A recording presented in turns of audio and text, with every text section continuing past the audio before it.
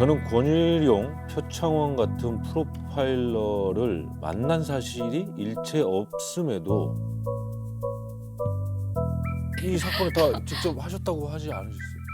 이런 말을 할까 말까 고민했어요. 왜냐하면 제 손에는 지금 3통의 편지가 있습니다. 사실 제작진으로부터 이 편지를 받았다는 소식을 듣고 저는 정말로 이 사람이 우리에게 편지를 보냈다고 처음에 좀 믿기지가 않았었습니다. 대한민국 역사상 최단 기간의 최다 살인이었습니다. 10달 동안 20명이기 때문에 히데오 살인마라고 불려지는 게 맞고요. 아마 형이 확정된 이후에 이 사람이 이렇게 자세하게 자신의 이야기를 구체적으로 이렇게 들려준 거는 아마 모든 언론사를 통틀어서 저희가 처음일 것 같습니다. 네. 편지를 귀하 씨가 아, 제가요? 이게 뭐예요? 이게 타자기로 친 건가요? 약간 이게 딱 야. 느낌이 이상해요. 이게 손글씨 아니, 이게 자를 대고 써도 좀 이렇게 삐뚤어지기 마련인데 각이 다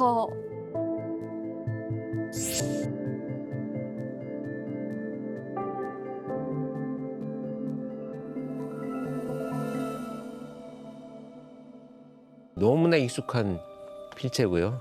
그 편지 마지막 글귀 영역에 그림을 하나씩 이렇게 그려 넣는데 아니 그림 솜씨가 꽤 빼어납니다. 그림 솜씨가 굉장히 좋다라는 얘기를 저희가 들었고 그다음에 자료를 저희가 이제 구해서 온 건데 이 그림들 한번 보십시오. 이게 유영철이 직접 그린 와, 우와.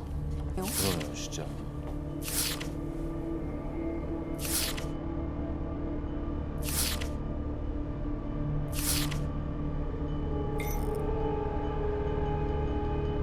자, 이 그림들의 공통점이 뭐가 있을까요? 그림들의 공통점은요, 흑백이라는 겁니다.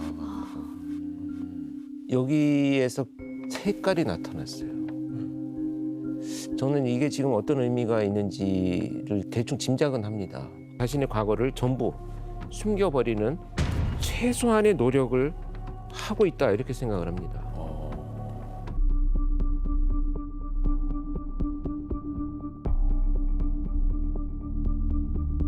사이코패스 하면 유영철이라고들 하는데 제 스스로 관련 서적들을 구해 냉철하게 테스트를 해본 결과 사이코패스로 명명되어진 건 오류라고 봅니다. 굳이 갖다 붙이자면 저는 환경적 요인에서 기민한 소시오패스 쪽에 더 가깝다고 보여집니다. 그저 기회주의자의 이기주의자인 나쁜 놈도 맞고요. 말이 정말 청산유수네요, 정말. 예. 특히 아주 인상적으로 남아있는 기억 중에 하나가 자기를 아주 대단한 사람으로 포장하는데 뛰어난 능력을 갖고 있습니다. 나는 다른 범죄자들하고는 다르다. 소위 사이코패스 진단을 나를 스스로 해봤다. 그러니까 나는 사이코패스가 아니고 소시오패스에 가깝다라는 것을 자기 스스로 진단을 하고 있고요. 그 면담을 하면서도 너무 말이 많아가지고 중간에 끊고 다른 질문을 넘어가지 않으면 계속 듣고 이렇게 빠져들게 만드는 아주 교묘한 그 경향성을 갖고 있습니다. 저는 권일용, 표창원 같은 프로파일러를 만난 사실이 일체 없음에도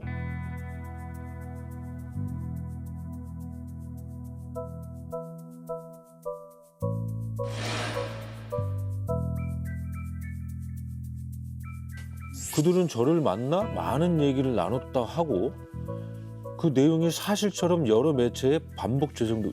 이게 무슨 말입니까, 교수님? 이런 말을 할까 말까 고민했어요. 왜냐하면 자기가 안 만났다고 하면 제가 뭐라고 이렇게 소명을 할 거 아니에요? 이게 바로 조종하는 겁니다. 뭔가 심부름시키거나 일을 시키거나 말을 하게 만드는 수법이죠. 자, 유영철의 사건 그 속에 숨겨진 이야기를 실제 본인이 보낸 이 편지를 통해서 속속들이 좀 더 파헤쳐 보겠습니다. 내가 정의의 심판을 내릴 것은 바로 이 집입니다.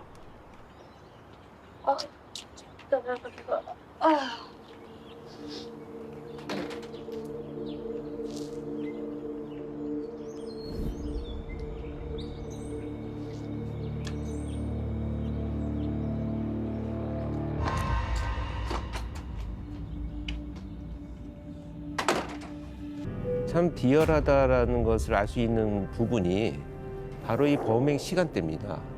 그래서 오전 11시부터 오후 2시 사이에 남자들이 다 출근을 하는 이후의 시간이죠. 2, 3주 정도 간격으로 3번의 사건이 더 네. 벌어집니다. 그리고 총 4번의 사건 동안에 8명이 사망을 했습니다. 그리고 사망하신 8분 중에 7분이 아마 현장에서 다 사망을 하셨던 것 같아요. 그러니까 현장에서 사망한 원인 중에 하나가 그 칼을 사용해서 피해자를 공격한 게 아니고 쇠망치로 둔기로 머리를 내리쳐서 공격했기 때문에 피해자들이 저항할 틈도 없었고요. 저 쇠망치를 이 손잡이가 기니까 이거를 가방에 넣고 다니기 위해서 자기가 잘라가지고 이거를 다시 만듭니다. 4kg 정도에 달하는 무게의 그 쇠망치인데 머리를 공격당하면요 비명을 지르지 못합니다. 한 번의 공격으로 아주 치명적인 상처를 주기 때문에 정말 연쇄살인의 의도를 가진 이 유영철 입장에서는 최선의 범행 도구로 판단을 할 수밖에 없는 상황이죠. 그 부유층 살인 사건은 한 4번에 이제 그쳤잖아요. 네. 그 더 이상 일어나지 않는 또 특별한 뭐 이유가 있나요? 범행 현장 피해자의 집으로 올라가는 그 입구에 보면 CCTV가 있었는데 거기에서 범행을 저지르고 나오던 유영철의 뒷모습이 찍힙니다. 그러니까 올라가는 것은 저희가 찾지 못했어요. 그래서 그 범인으로 특정을 하고 공개 수배를 하죠.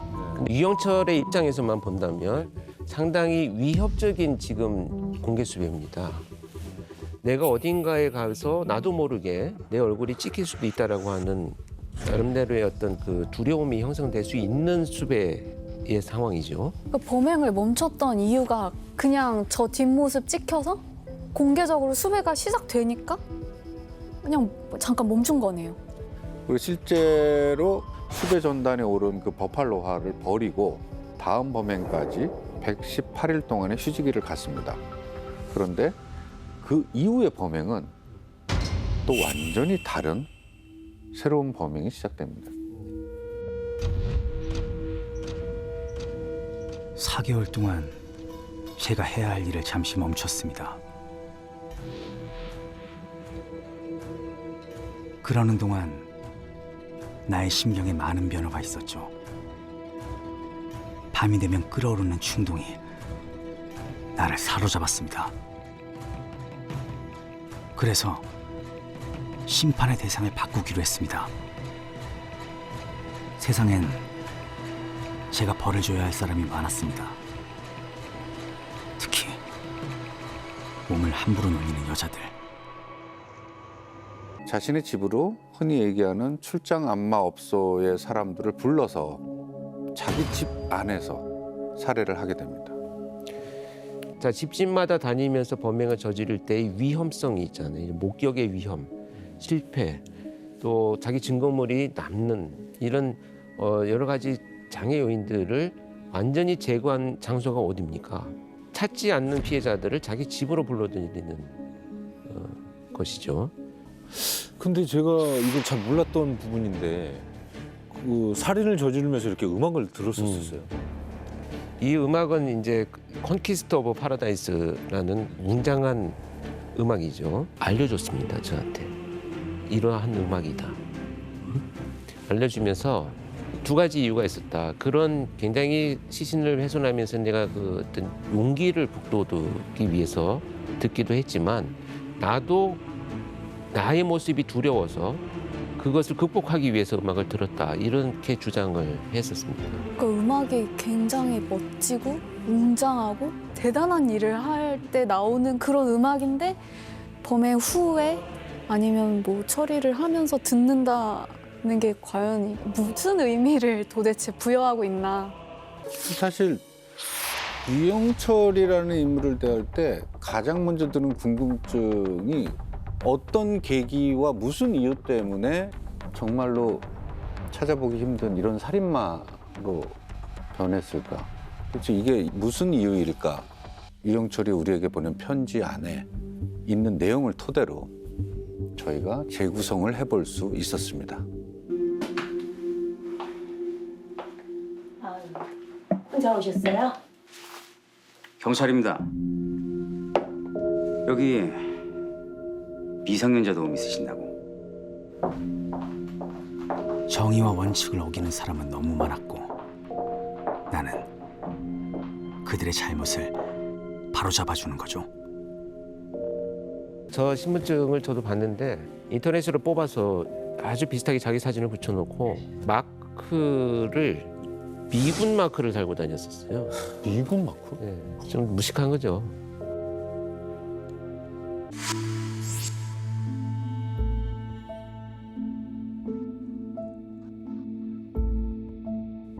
저런 식으로 아내에게 이혼 통보를 받으면서 범행을 결심했다고 합니다. 에? 이게 무슨 네. 이유가 그런데 여자들의 배신은 여기서 끝이 아니었습니다. 사기꾼 새끼. 뭐 하자는 거야 지금? 애 딸린 이혼남에 전과자 주제에 뭐? 나랑 결혼을 해? 기 막혀서 진짜. 네가 네 입으로 그랬잖아. 넌 내 거라고. 그땐 사기꾼인지 몰랐을 때고. 사실 때 굉장히 충격이 컸던 것 같아요. 그 자기가 살해한 여성들 중에 유난히 좀 심하게 피해자를 훼손한 여성이 있었는데 왜 그 여성만 그렇게 유난히 더 심했느냐라고 물어봤더니 자신을 저렇게 배신한 그 동거녀와 이름이 같아서 너무 화가 났었다 이렇게 이야기를 합니다. 면담을 할 때 가장 살인을 저지르는 너의 범행 동기가 촉발된 지점이 어딘가를 찾아보자라고 했더니 그 이혼 통보를 받았을 때인데 그 순간부터 면회를 끝나고 들어와서 내 방에 벽에다가 1000명을 살해하겠다라고 그 결심을 하기 위해서 거기다가 새겨놓았다 이렇게 주장을 했었습니다. 당시 진술 내용이 판결문에 나와 있거든요. 아내에 대한 배신감과 피고인 스스로에 대한 극도의 자괴감으로 아내와 아들을 살해하려는 마음까지 품었다가 그들 대신 다른 사람들을 살해하기로 마음먹고 무차별 살해 결의를 다지면서 교회 부근에 사는 부유층들을 골라 잔인하게 살해하여 교회 부근에 살아도 신의 보호를 받지 못한다는 것을 널리 알리고 교회 근처에 사는 부유층을 살해하면서도 그 의미를 신의 도움을 받을 수 없다라는 메시지로 본인은 그렇게 생각을 한 거잖아요. 네, 절도범죄로 체포가 되었을 때 제가 간절히 기도를 했다고 합니다. 내가 이번 사건만 처벌받지 않고 나간다면 새로운 삶을 살겠다. 라고 좀 제발 용서해달라고 신에게 간절히 기도를 했는데 결국 처벌을 당연히 받죠. 그래서 신에 대한 분노가 생겼다. 나는 가난해서 나는 차별당했다. 이 사회가 문제야. 날 가난하게 만든 이 사회가 문제. 그러니까 이 사회에 대한 복수를 해야 돼.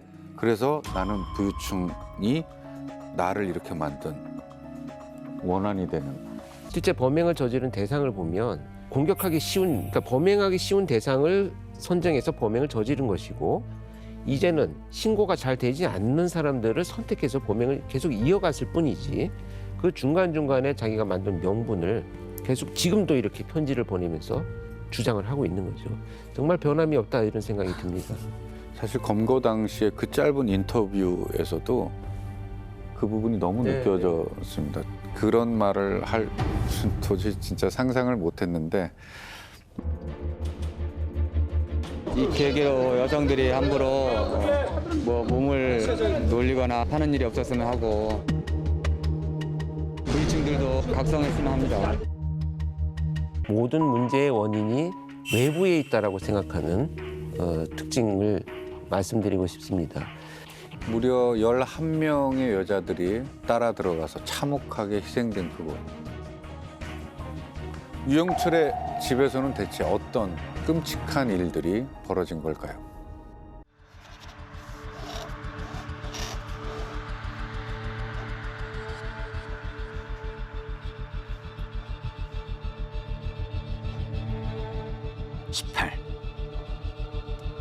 나의 행운의 숫자이기도 한 18은 가장 완벽하고 효율적인 숫자입니다. 지금 시신 훼손을 잘하려고 해부학까지 공부를 하고 있네. 본인의 엑스레이를 찍어서 그 엑스레이 사진을 보면서 어느 부분을 훼손을 해야지 잘 될 수 있는지를 지금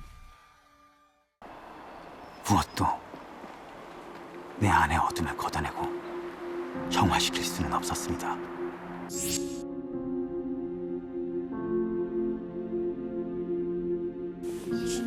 철저하다 정말. 아. 나는 멈출 수 없었습니다.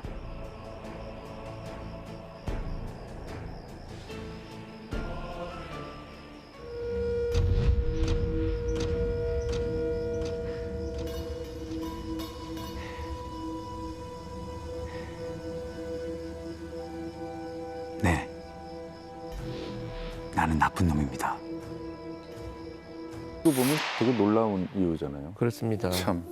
결론만 말씀드리면 같은 곳을 또 파지 않기 위해서 표시를 해둔 겁니다. 같은 곳을 파면 소모적이다. 그럼 마지막까지 내 안에 또 다른 사람이 있다라는 것으로 끝내는 거죠.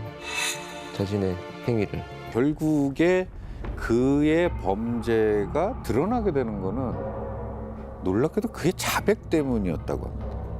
아, 자백이요? 2004년 7월 달에 유영철은 이제 납치 의심 용의자로 체포가 됩니다. 이게 왜냐하면 유영철과 통화를 했던 피해 여성들이 실종이 되니까 납치해서 이 여성들을 다른 곳으로 보낸 납치 의심 용의자로 일단 체포가 되죠. 검거 당시에 유영철은 2개의 핸드폰을 가지고 있었다고 합니다. 첫 번째 전화기가 본인 거, 근데 뒷번호가 1818이었대요.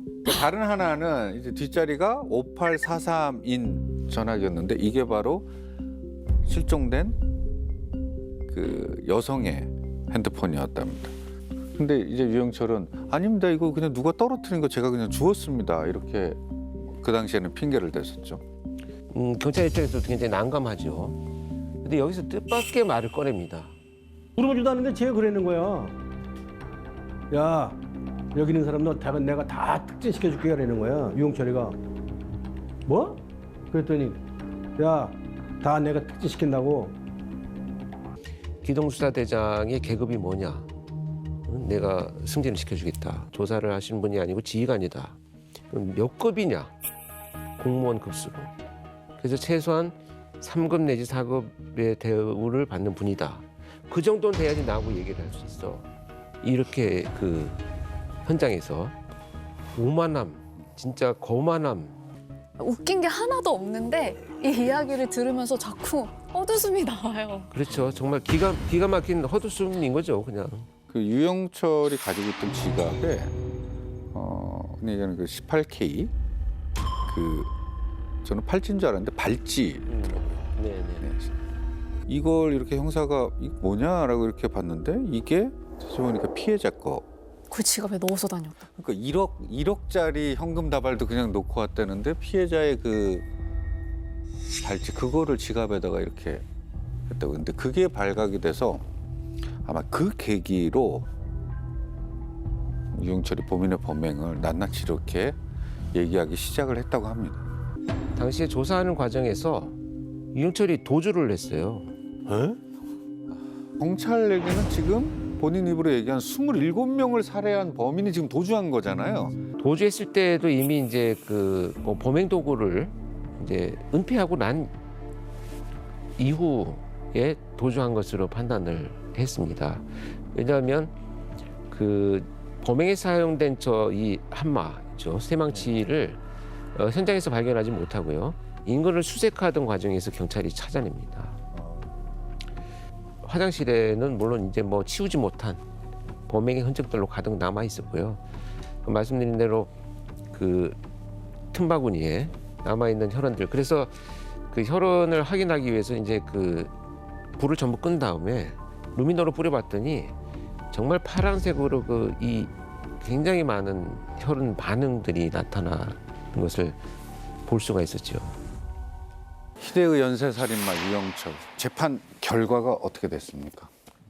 유영철은요, 살인, 현주 건조물 방화, 사체 손괴, 그다음에 공문서 위조, 위조 공문서 행사, 공무원 자격 사칭, 폭력행위 등 처벌에 관한 법률 위반, 또 사체 유기, 도주 일반 자동차 방화, 사체 은닉, 절도의 혐의로 기소가 됐습니다. 결국 2004년 12월에 사형 선고를 받았습니다. 그런데 현재까지 형은 집행되지 않고 있습니다.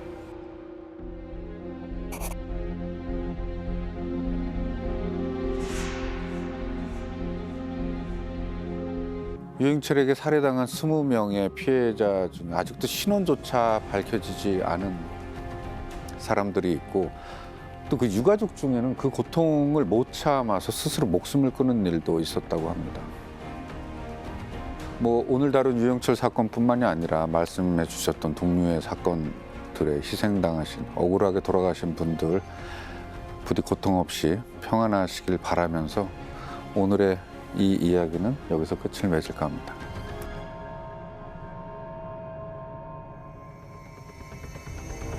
희대의 살인마 유영철.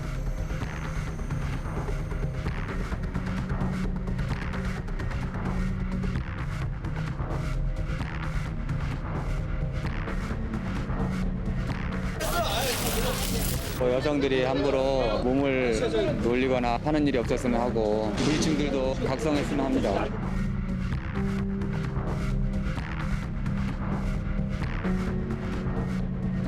혐의다 인정하십니까?